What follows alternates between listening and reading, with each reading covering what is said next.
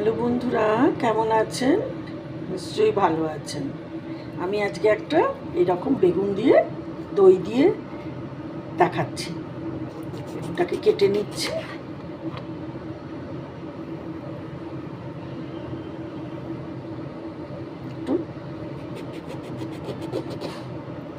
আমি আমার মতন করে বানাচ্ছি, যেরকম আমি বানাই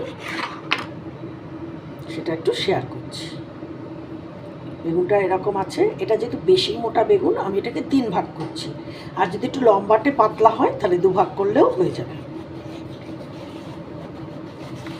এই একটা করলাম, এই একটা ডিভিশন করলাম। বোঝা গেল? এটা হচ্ছে বেগুনের মাপের উপরে, যার যেরকম সাইজের বেগুন থাকবে সে সেইভাবে করবে। আমি দুভাগেই দেখছি, হাতে ধরেছিলাম, এইবার এখানে রেখে কেটে দেখাচ্ছি। আর যার যেরকম যত লাগবে সেই বুঝে সে করবে, বানাবে। এইবার আমি এই মুখের দিকটা একটু কেটে ফেলে দিলাম, পরিষ্কার করে দিলাম। এ সাইডে পড়েছিল তাই। আচ্ছা, এবারে আমি এই হলুদগুলো, নুন আর হলুদ দিয়ে বেগুনটাকে মাখবো, মেখে ভাজবো।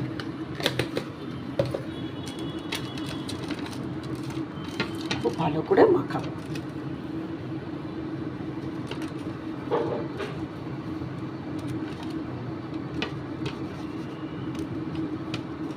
পরিচিত রান্না, নিরামিষ তো বটেই।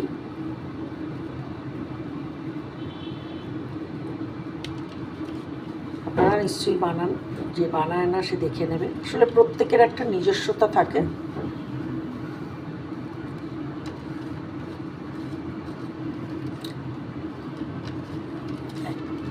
হলো মাখানো, এইবার আমি ভাজবো।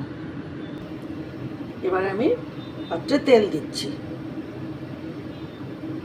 তেলটাকে গরম করব।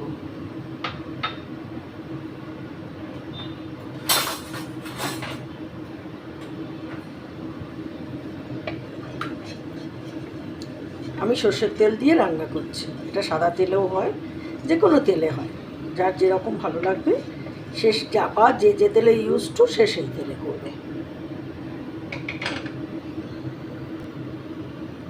তেল গরম হয়ে গেছে, এবার আমি বেগুন ছেড়ে দিচ্ছি।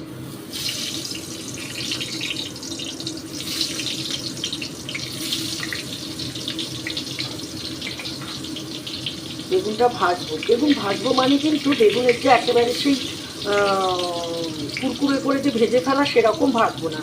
কারণ এইসব যখন কোনো জিনিসটা, যে কোনো সবজি যদি গ্রেভিতে করতে হয় না, তখন সেটার একটুখানি নিজস্ব নরম ভাবটা রাখতে হয়, নাহলে টেস্টটাও পাওয়া যায় না, আর ভেতরে সেই মশলাটা ভালোভাবে ঢোকে না। কারণ আগেই তো মুড়মুড়ে হয়ে ভেজে গেল, এই একটু ভাজা মতন হবে আর কি।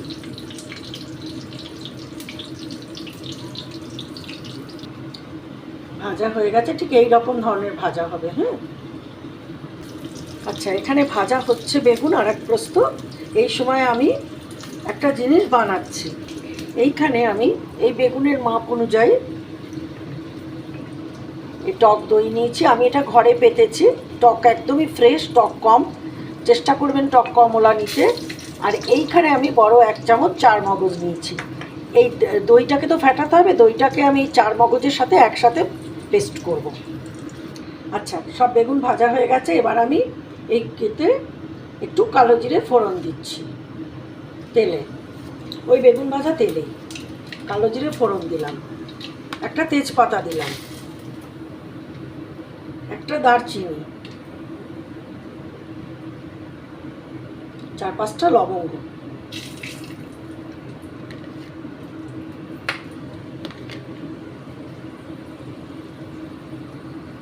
কড়াইতে একটু জল দিয়ে দিলাম।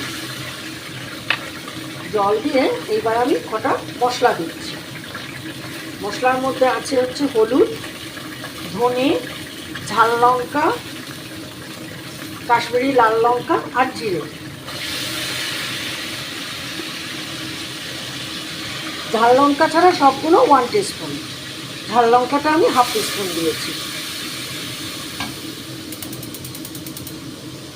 একটা কাঁচা লঙ্কা,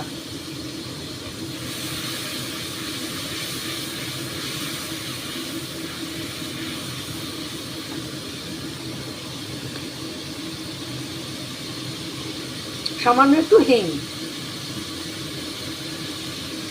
এটা অপশান, খুব সামান্য দিলাম, 1 চিমটে।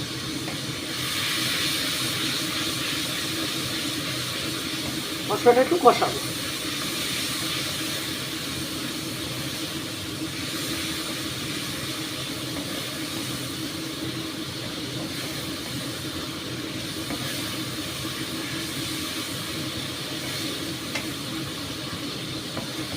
এই যে তেল বেরিয়ে আসছে, আর একটু কষবে।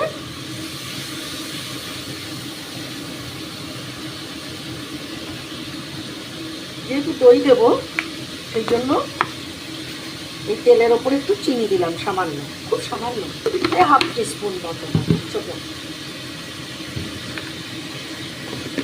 এবার দেবো একটু নুন, আন্দাজ করে যতটা লাগবে।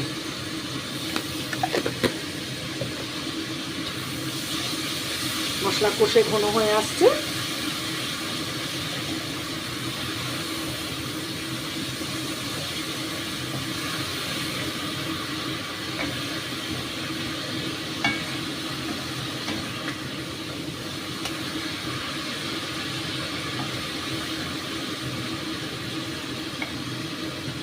এবার আস্তে আস্তে এর উপরে আমি বেগুনগুলো দেব।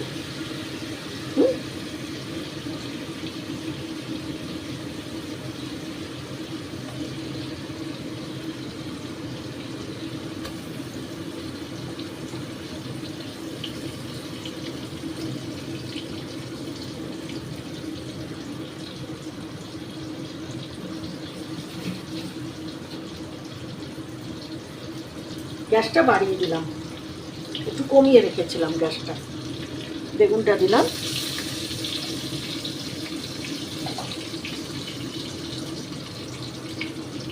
বেশ তেলের সাথে বেগুনটা মজে যাচ্ছে। এই সময় আমি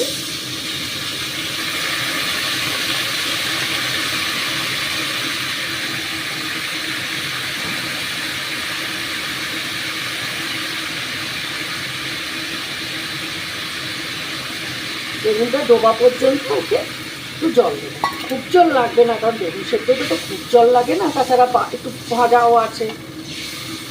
নেড়ে আর একটু জল দেবো। এখন যেভাবে আছে আছে, আবার যখন ফুটে যাবে তখন একটু উল্টে পাল্টে দেবো।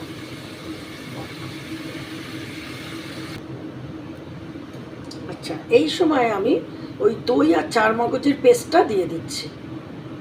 চাইলে বাদামও দিতে পারেন আপনারা, অ্যাভেলেবেল থাকলে যে কোনো জিনিস দেওয়া যাবে।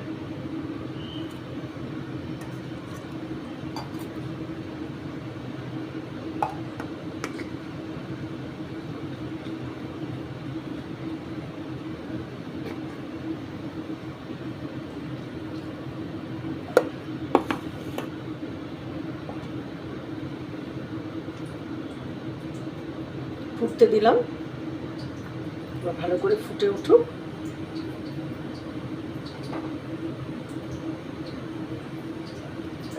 একটু ঢাকা দিলাম, পরে ঢাকাটা তুলে নেব।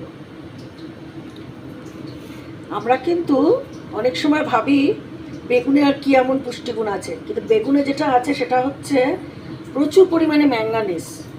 ম্যাঙ্গানিজটা আমাদের শরীরে যে টিস্যু, বোন, মানে বোন টিস্যু বলে, সেগুলোকে সাংঘাতিকভাবে ভালো রাখতে সাহায্য করে। তারপরে আছে প্রচুর potassium, vitamin C, vitamin K, বিশেষ করে আমাদের এই যে শরীরের রক্ত টক্ত ঠিক রাখা, জমাট টমাট নামাতে এই যে ভিটামিন কে যা যা ভূমিকা, এই বেগুনে কিন্তু প্রচুর ভিটামিন কে থাকে। ম্যাঙ্গানিজ, পটাশিয়াম, মানে খুব ইম্পর্টেন্ট জিনিস না এই বেগুনে আছে। বেগুন যে কোনোভাবে যদি ঘুরিয়ে ফিরিয়ে খাওয়া যায় তাহলে কিন্তু এই জিনিসগুলো আমরা বেনিফিটগুলো পাবো। ভিটামিন সিও থাকে। স্কিন করি আমরা, স্কিনের জন্য কত কিছু খাই। বেগুনটা যদি আমরা একটু রাখতে পারি আমাদের মানে খাবার দাবারে, ভিটামিন সিও থাকে। অনেক কিছু আছে এই বেগুনের মধ্যে। আর এখন তো সবাই আমরা জানি যে পটাশিয়াম, ম্যাঙ্গানিজ এগুলো কত কি আমাদের শরীরের উপকার করে। হোক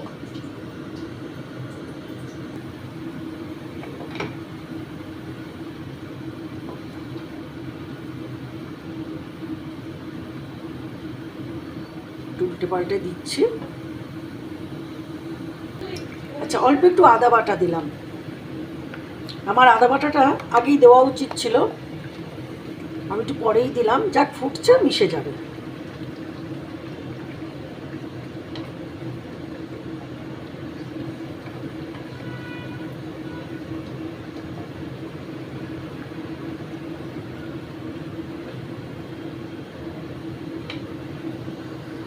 আচ্ছা, এইবার হয়ে গেল।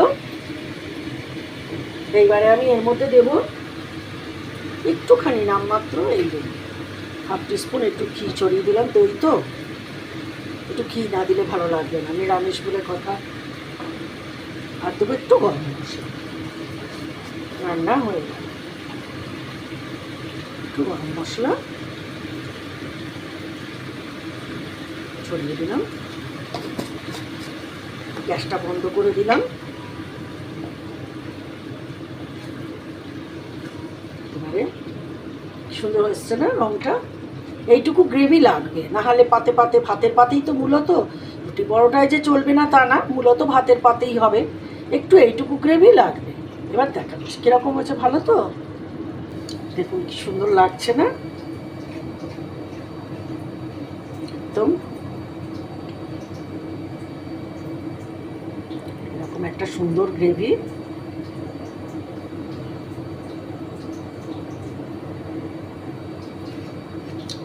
আপনারা কিন্তু বানাবেন, বানিয়ে আমাকে জানাবেন যে এই দই পটলটা আপনাদের, এই দই বেগুনটা, ভীষণ ভুল হয়ে গেল, দই বেগুনটা কীরকম হয়েছে।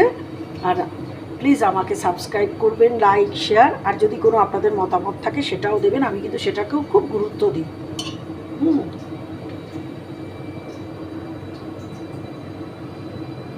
আচ্ছা, ঝাল যার যার নিজের মতন। এইবার দেখুন তো কেমন হয়েছে এই দই বেগুন।